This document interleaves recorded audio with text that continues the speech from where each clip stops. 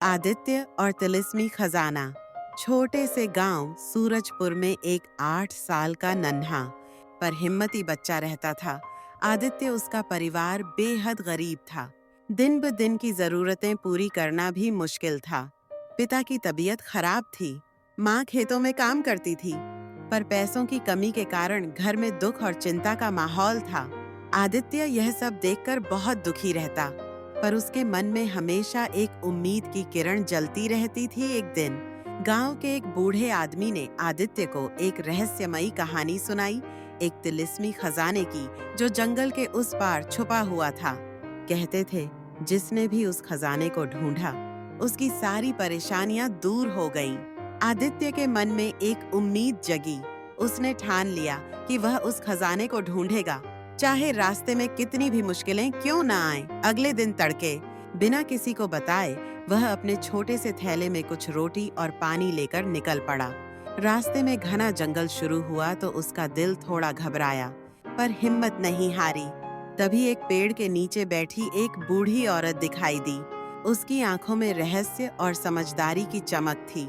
बूढ़ी औरत बोली, बेटा, तुम्हारे इरादे नेक हैं, पर आगे का रास्ता आसान नहीं। ये जादू की छड़ी लो, ये तुम्हारे मुश्किल वक्त में काम आएगी। लेकिन याद रखो, असली ताकत इस छड़ी में नहीं, तुम्हारे साहस और सच्चे दिल में है। आदित्य ने छड़ी लेकर धन्यवाद किया और अपने सफर पर आगे बढ़ गया। कुछ दूर चलने के बाद आदित्य एक विशाल, गहरी नदी के किनारे पहुंचा।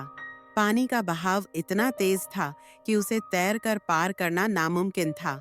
आदित्य परेशान हो गया, लेकिन तभी उसे बूढ़ी औरत की दी हुई छड़ी याद आई।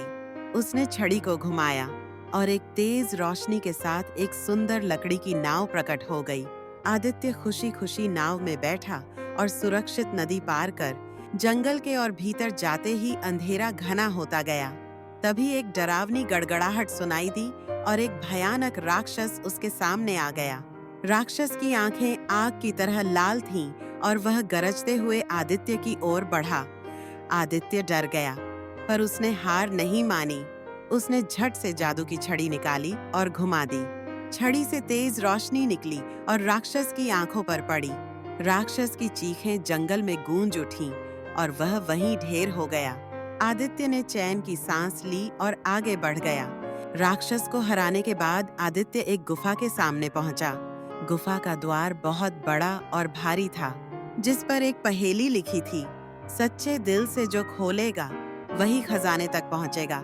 आदित्य ने गहरी सांस ली और अपने दिल से प्रार्थना की, मैं यह खजाना अपने लालच के लिए नहीं, अपने परिवार की खुशियों के लिए ढूंढ रहा हूँ। अचानक गुफा का दरवाजा अपने आप खुल गया। भीतर जाकर आदित्य ने चमकते हुए तिलिस्मी खजाने को देखा। सोने, रत्नों और अनमोल चीजों से भरी हुई एक बड़ी संदूक। आदित्य ने खजाने में से बस उतना ही लिया जितना उसके परिवार की जरूरतें पूरी कर सके। वह वापस गांव आया और जब उसके माता पिता ने उसे देखा तो खुशी से आंसू बहने लगे। आदित्य ने सारा सच बताया और खजाने की बदौलत उनके जीवन में खुशहाली लौट आई। पर सबसे बड़ा खजाना था आदित्य का साहस, सच्चाई और अपने परिवार के प्रति उसका प्यार।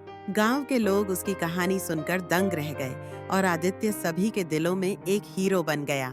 सच्ची ताकत न तो जादू की छड़ी में होती है, न ही खजाने में। असली ताकत होती है हमारे साहस, सच्चाई और परिवार के लिए किए गए निस्वार्थ प्रेम में।